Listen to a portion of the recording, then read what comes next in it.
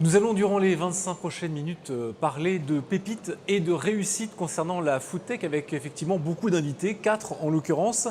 On va commencer par... alors c'est pas dans l'ordre, donc du coup il va falloir que je choisisse. Damien... Ah, si, c'est dans l'ordre, c'est formidable.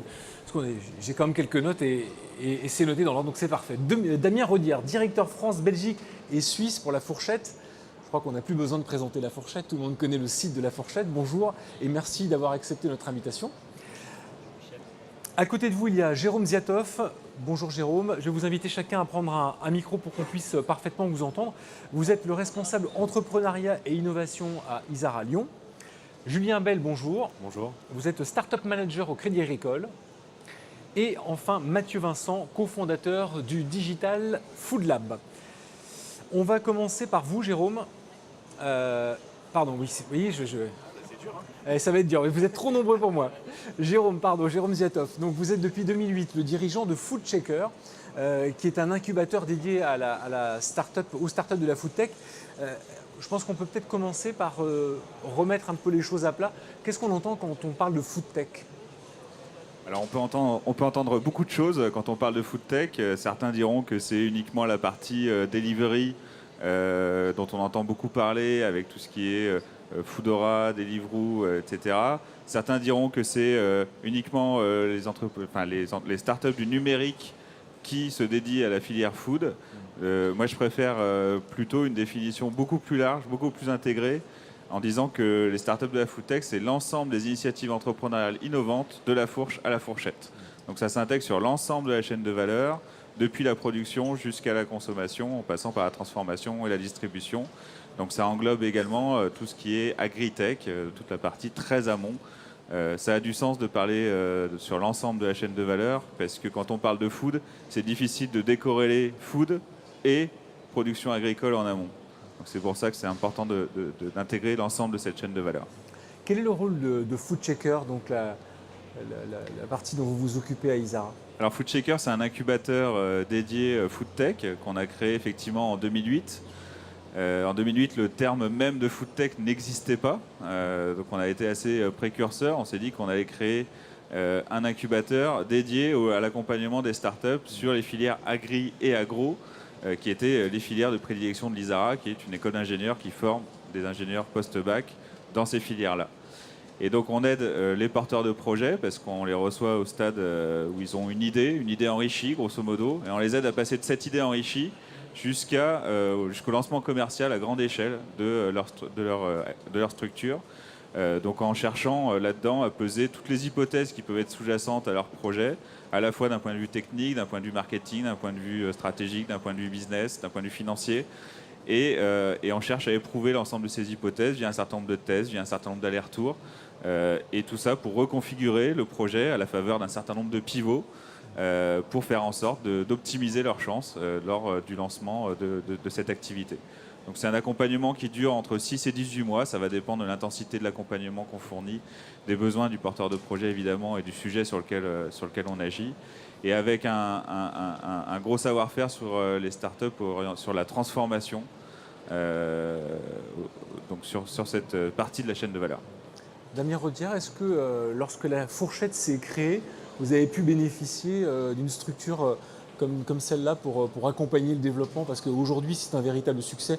On en parlera tout à l'heure, on répondra à cette question-là tout à l'heure. Il a bien fallu démarrer. J'imagine que vous avez démarré avec vos petits bras au départ, si je peux user de cette expression. Alors moi, à l'époque, j'étais pas chez La Fourchette, mais je peux vous raconter effectivement les fondateurs. Donc, La Fourchette, c'est une entreprise qui a été créée en 2007. Et en 2007, comme disait Jérôme, la foodtech, effectivement, c'est un terme qui n'existait pas. Donc La Fourchette a vraiment été précurseur sur ce secteur. Et on peut dire que La Fourchette, aujourd'hui en France, c'est l'une des premières foodtech, parce que c'est une des entreprises qui a été créée il y a plus de 12 ans, plus de 10 ans maintenant, pour justement révolutionner dans la chaîne de valeur dont parlait Jérôme, le secteur de la restauration, en mettant en relation les clients avec les restaurants. Pour développer La Fourchette, ça a été avant tout une aventure humaine. 3 cofondateurs qui ont eu l'idée de développer une plateforme pour aider les restaurateurs à se mettre en relation plus facilement avec les clients en utilisant des leviers numériques, notamment Internet. Mais ça a été aussi un gros travail avec les restaurateurs pour comprendre leurs enjeux, leurs problématiques et développer des solutions qui répondent au mieux à ces enjeux-là. Donc c'est avant tout une aventure humaine au contact de nos principaux clients que sont les restaurateurs, pour répondre à leurs problématiques. Et ensuite, effectivement, pour développer l'entreprise, c'est aussi des partenaires, des investisseurs privés qui nous ont aidés pour financer notre croissance et engager des employés pour nous aider dans cette aventure.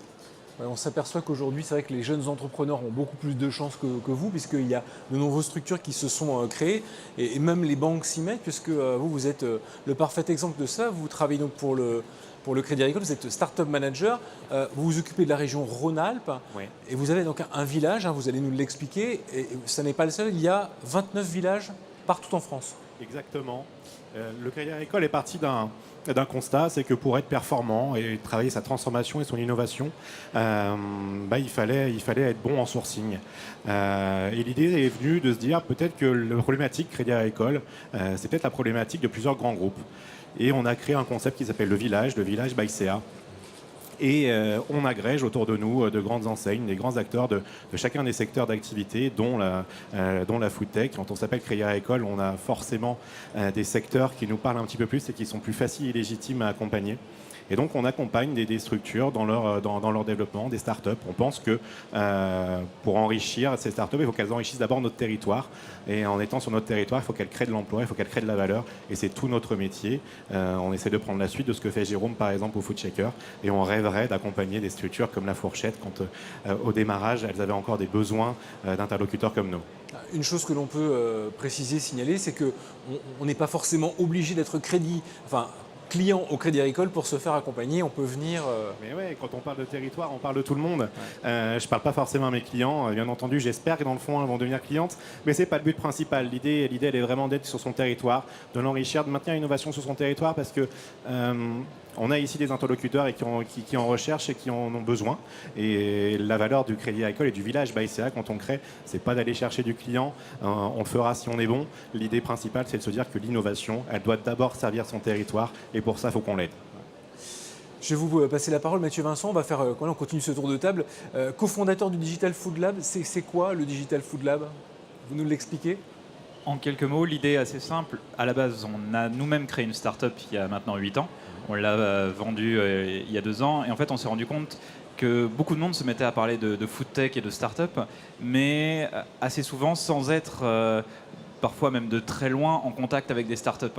Et on avait en face de nous beaucoup d'acteurs de l'agroalimentaire, de fonds d'investissement, qui entendaient parler de ce sujet, qui voyaient beaucoup d'investissements, mais qui ne comprenaient pas de quoi on parlait. Et on s'est dit, il y a une opportunité pour accélérer cet écosystème en France et en Europe, mais pour ça, il manque un peu de sérieux et aussi de personnes qui comprennent et les investisseurs, et les industriels, et les startups. Et on essaye aujourd'hui de fournir cette intelligence. Qu'est-ce qui se passe dans cet écosystème? Où est-ce qu'il va demain à tous ces acteurs? Alors, il y a un mot que j'aimerais que vous m'expliquiez, c'est qu'est-ce que vous entendez par intelligence? C'est quoi apporter de l'intelligence à quelqu'un Apporter de dans l'intelligence votre domaine? Oui.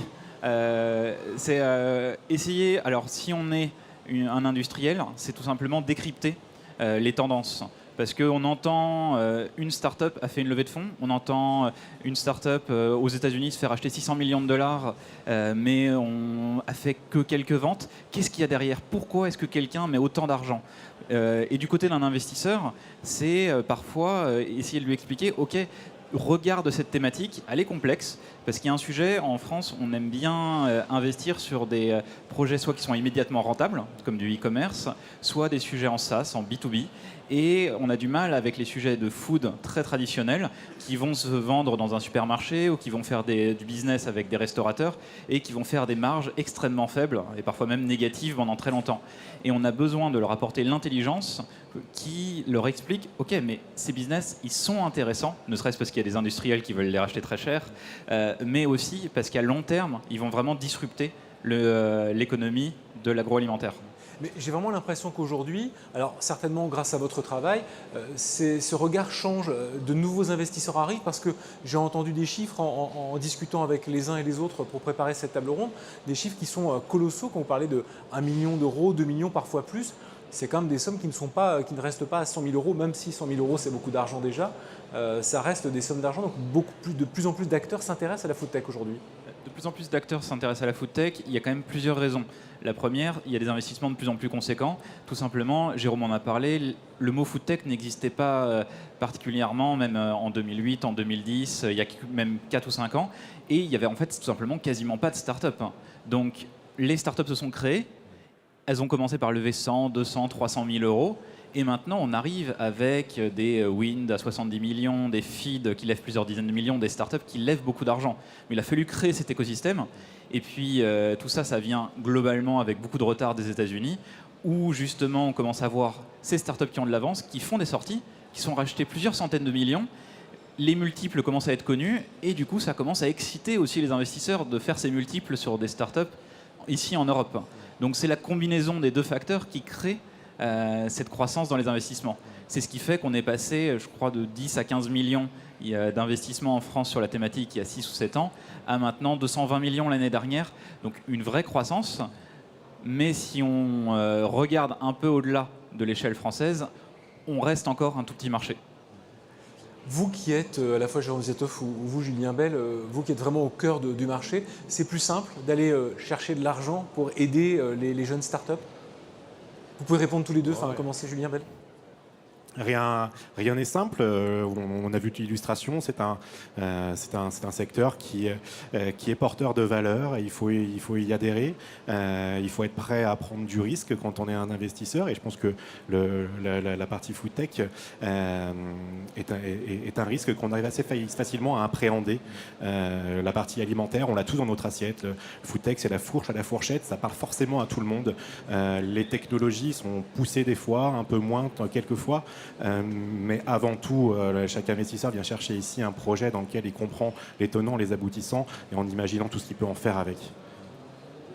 Il y a deux notions en fait qui se télescopent et qui sont sous-jacentes. Il y a une notion d'ouverture à l'innovation, et même quant à la définition même de l'innovation.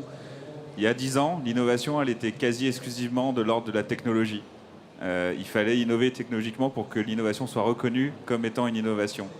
Progressivement, là, sur ces 10 dernières années, la tendance à l'innovation s'est largement ouverte, au sens que l'innovation a pris un angle réponse à un besoin non satisfait ou mal satisfait. Voilà, donc une définition beaucoup plus ouverte, avec différents types d'innovation, les innovations produits, les innovations services, les innovations business model, voilà, tout un tas de types d'innovation, marketing également. Et c'est ça qui a permis aussi de mettre en lumière les opportunités qu'il y avait dans cette food tech, parce qu'en l'occurrence, c'était pas remarqué l'innovation qui était portée par les startups food tech. Et on l'a bien vu typiquement dans Food Shaker, ça a changé l'angle de vue, l'attractivité vis-à-vis des investisseurs, dans le sens où les premières startups qui sont passées par Food Shaker, c'était la croix et la bannière, pour ne pas dire quasiment impossible, d'arriver à lever des fonds. Là maintenant, on a un certain nombre d'investisseurs, des business angels particulièrement, parce que c'est nos interlocuteurs privilégiés autour de l'incubateur, qui se rapprochent de nous en disant montrez-nous, dites-nous quelles startups sont chez vous, parce que ça nous intéresse de plus en plus. Et ça, c'est un mouvement qui a été initié ces 3-4 dernières années avec l'émergence du terme food tech, justement. Damien Rodière, est-ce qu'aujourd'hui, une société comme La Fourchette est toujours en recherche de fonds, ou est-ce que finalement votre activité, donc, qui existe depuis 12 ans, se suffit à elle-même? Est-ce que vous arrivez par fonds propres à développer, parce que vous cherchez encore aujourd'hui à développer votre business, inévitablement?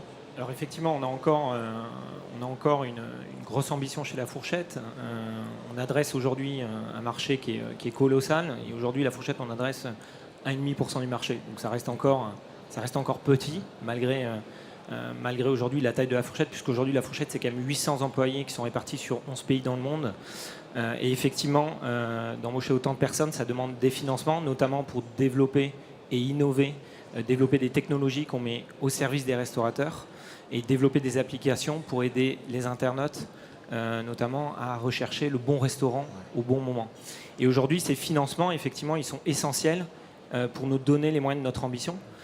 Donc La Fourchette a été, au début de son histoire, financée par des fonds d'investissement. En 2014, on s'est fait racheter par TripAdvisor. Pour quelles raisons? Essentiellement pour du financement. Justement pour nous donner les moyens de notre ambition. On est aujourd'hui présent dans 11 pays. On n'aurait jamais pu... aujourd'hui, La Fourchette n'existerait pas si on n'avait pas pu s'adosser à un industriel comme TripAdvisor pour nous donner les moyens de notre ambition et développer notre marque au-delà des frontières de la France, puisqu'aujourd'hui, on est essentiellement présent en Europe, mais pas que, on est également présent en Australie et en Amérique du Sud. Donc effectivement, pour des besoins d'innovation, pour également avoir cette proximité qu'on a avec les restaurateurs, avec des équipes commerciales qui sont sur le terrain tous les jours, on a besoin de financement. Et c'est un secteur qui continue, on voit qu'il continue d'innover. Et La Fourchette a encore beaucoup d'ambition pour innover, notamment autour des sujets comme le paiement.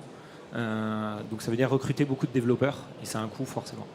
Ça fait partie de vos évolutions parce que c'est vrai qu'on parle ici sur cette table ronde de pépites et de réussites donc concernant la food tech. Vous en faites partie. Alors en un mot très court, parce que j'aimerais qu'on parle de 2 ou 3 exemples justement de réussite, l'évolution de La Fourchette, vers quoi est-ce que vous allez tendre aujourd'hui? Quel service supplémentaire est-ce que vous allez apporter à vos clients? Alors notre enjeu, c'est de répondre au mieux aux problématiques des restaurateurs. Une des problématiques, un exemple, c'est les no-shows. On sait qu'aujourd'hui, c'est un vrai fléau pour les restaurateurs. Donc, on développe des solutions à destination des restaurateurs pour lutter contre ce fléau. Par exemple, le paiement, c'est un des sujets. Aujourd'hui, on permet aux restaurateurs de demander une empreinte carte bleue à leurs clients. On veut aller plus loin. On veut proposer du prépaiement. Voilà, ce sont des solutions qui vont permettre de répondre à toutes ces problématiques. Donc, les sujets autour du paiement, on voit qu'il y a une vraie dynamique autour de ces sujets. Il y a beaucoup d'acteurs qui émergent. On veut en faire partie. Donc c'est sur ce genre d'innovation qu'on souhaite avancer avec La Fourchette. Merci. Jérôme Ziatoff, un mot, un exemple de réussite justement que vous avez vu passer et que vous avez porté? Alors un exemple qui a pu passer par FoodShaker, mais même en amont, puisque c'est 2 étudiants qui ont été au sein de l'ISARA, qui ont été diplômés au sein de l'ISARA, et qui ont porté un projet qui s'appelle Ici et Là, et qui commercialise à travers la marque Harry & Co une gamme de plats à base de légumineuses pour le cœur de repas. Donc ils ont commencé à partir d'une gamme de steaks, boulettes et nuggets de légumineuses. Puis là, ils ont développé leur gamme à travers des soupes qui ont remporté un prix d'innovation ici au CIRA. Ils sont en très forte croissance. Aujourd'hui, ils sont une quinzaine dans l'entreprise. Donc on n'est pas encore aux 800 de La Fourchette, mais je pense que la trajectoire est pas loin. Et ils ont réussi à lever l'année dernière 2,4 millions auprès d'investisseurs. Et c'est typiquement quand même des startups qui font des activités de transformation qui avaient beaucoup de mal à lever auparavant. Et là, l'attraction, en fait, elle a été...